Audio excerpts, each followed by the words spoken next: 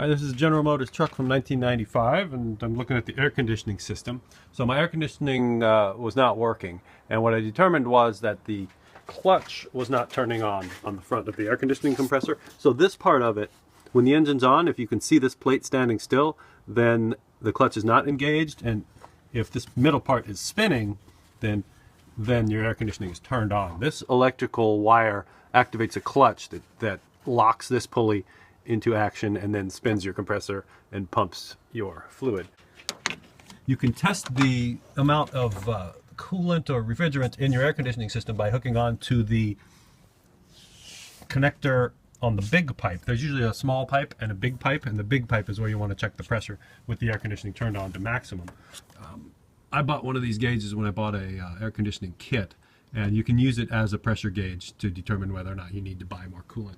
But if your air conditioning clutch won't turn on, then you can't use this, because you only have to use this when the air conditioner is running.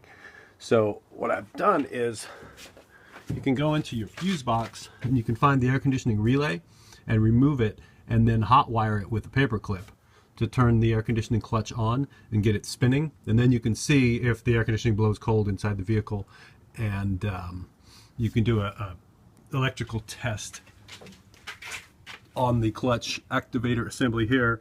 Unplug this and plug a voltmeter into here and make sure that power is getting to the clutch. And if you know power is getting to the clutch when you hotwire it, then most likely your suspect is the relay, which is one of these switch like this. And you can use a voltmeter to check which pins have electricity on them and then hotwire across them and see if your air conditioning compressor turns on or not. And if it does, then most likely you need to just buy a new relay, which is about 20 bucks. Right here, there's an air conditioning fuse. So if that fuse is burned out, then your air conditioning isn't going to work either. So there's the fuse, the relay, and then the wiring that goes over there. Shout out to Adam LZ. And usually the lid of the fuse box is going to have a map that tells you what's where. Now there's a good chance, if everything under the hood is okay, there's a good chance that it's the control unit, which is inside of the car or truck. This is a 1995 Chevy truck, and these are famous for having the control units go bad.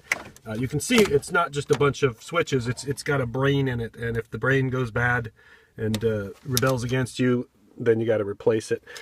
Used one is around anywhere from $40 to $100 on eBay.